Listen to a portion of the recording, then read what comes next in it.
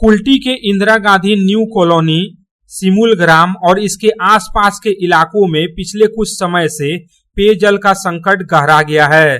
दरअसल cell growth works के तरफ से इन इलाकों में पेयजल की आपूर्ति बंद कर दी गई है। इसके बाद से ही इन इलाकों में रहने वाले लोग पेयजल की आपूर्ति स्वाभाविक करने की मांग पर आंदोलन कर रहे हैं। इस बीच अब इस पूरे मामले पर विभिन्न राजनीतिक दल भी खुलकर सामने आने लगे हैं। पहले तृणमूल कांग्रेस के तरफ से सेल ग्रोथ वर्क्स कारखाने के सामने प्रदर्शन किया गया था। वहीं अब इस मुद्दे पर पूर्व मेयर एवं बीजेपी नेता जितेंद्र तिवारी सामने आए हैं। दरअसल जितेंद्र तिवारी ने इस मुद्दे पर पश्चिम बर्धमान जिले के डीएम को पत्र लिखा है। उन्होंने इस पत्र में सेल ग्रोथ वर्क्स द्वारा पानी की आपूर्ति अचानक बंद किए जाने पर चिंता प्रकट की है। यहाँ बता देना जरूरी है कि कुछ दिन पहले ही तृणमूल कांग्रेस के बैनर तले पेयजल संकट को लेकर सेल ग्रोथ वर्क्स के गेट के सामने प्रदर्शन किया गया था, जहां प्रदर्शनकारियों और सीआईएसएफ के जवानों के बीच धक्का मुक्की हुई थी। पूर्व मेयर जितेंद्र तिवारी ने अपने पत्र में लिखा है कि सेल ग्रोथ वर्क्स द्वारा पानी की आपूर्ति बंद किए जाने के कारण इन इलाकों में रहने वाले लोग बुरी तरह प्रभावित हो रहे हैं। इन क्षेत्रों में रहने वाले लोग लंबे समय से सेल ग्रोथ वर्क्स पर पानी की आपूर्ति के लिए निर्भर थे। पानी मनुष्य की बुनियादी जरूरत है और इसे रोक देना एक गंभीर समस्या पैदा कर रहा है। सेल ग्रोथ वर्क्स के द्वारा जो सिमुल ग्राम, Indira Gandhi colony, new colony या आसपास के इलाके में लोगों को पीने का पानी उपलब्ध कराया जाता था, पिछले कुछ दिनों से उसे बंद कर दिया गया है या ये बाधित हो गया है किसी कारण से। एक राजनीतिक दल के द्वारा इसके खिलाफ आंदोलन भी किया जा रहा है। वहां के इलाके के लोगों को लेकर प्रबंधन का जो एटीट्यूड होना चाहिए वो जनता के पक्ष में नहीं है।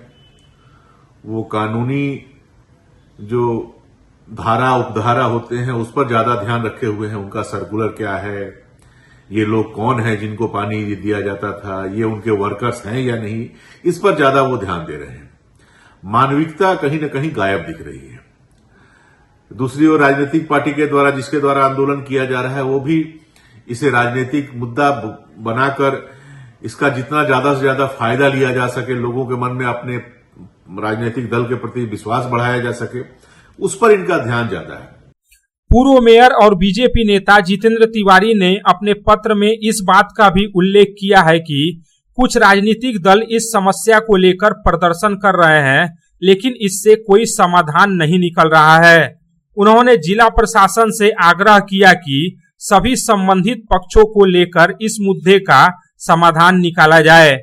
इसके साथ ही उन्होंने यह भी सुझाव दिया कि जब तक पीएचई अथवा आसनसोल नगर निगम के तरफ से पेयजल की वैकल्पिक व्यवस्था न की जाए, तब तक अमृत योजना के तहत इन क्षेत्रों को शामिल किया जाए ताकि इस समस्या का अस्थायी समाधान निकाला जा सके। तो उनसे ये कम से कम कहना कि भाई अचानक आप पानी बंद कैसे कर सकते हैं, पीने का पानी कैसे बंद कर सकते हैं। यदि आप किसी इलाके में पानी बंद भी करना चाहते हैं तो कम से कम 1 वर्ष का समय देना चाहिए, या जब तक वैकल्पिक व्यवस्था नहीं हो जाती है तब तक आप पानी दीजिए। मेरे ख्याल से डीएम साहब को इसमें आगे बढ़ना चाहिए और जो लोग भी इस समस्या का समाधान चाहते हैं उन्हें भी डीएम साहब को अप्रोच करना चाहिए और डीएम साहब को हर पक्ष को लेकर बैठना चाहिए और एक ऐसा रास्ता निकालना चाहिए कि जो लोग पानी दे रहे थे, अभी तक पीने का पानी दे रहे थे, कुल्टी सेल ग्रोथ वर्क्स के जो मैनेजमेंट है वो तब तक पानी देते रहे जब तक कि राज्य सरकार यहां पर पीने की पानी की व्यवस्था नहीं कर देती है। चाहे अमृत योजना के तहत तो केंद्र सरकार पैसा दे ही रही है, तो उसका जो डीपीआर बन रहा है उसमें उस इलाके को भी जोड़ दिया जाए तो नगर निगम की ओर से वहां पानी दिया जा सकता है। पीएचई डिपार्टमेंट जो है उसके द्वारा वहां पर पानी दिया जा सकता है। हाँ, आज ही नहीं दिया था, उसमें समय लगेगा। तो जब तक जितना समय लगेगा उसका एक एस्टिमेशन करके कि 6 महीना लगे, 1 वर्ष लगे, 1 वर्ष तक का समय मांग लिया जाए कुल्टी सेल ग्रोथ वर्क्स से। उनसे ये कहा जाए कि भाई पीएचई के द्वारा या फिर नगर निगम के द्वारा हम लोग यहां पर पीने की पानी दे देंगे, पीने के पानी मुहैया कराएंगे, लेकिन इसमें 1 वर्ष समय लगेगा। जब तक 1 वर्ष हम लोग नहीं दे पा रहे हैं तब तक आप जो पानी पीने का दे रहे थे इसको आप जारी रखें। आसनसोल से संतोष मंडल की रिपोर्ट, पब्लिक टाइम्स।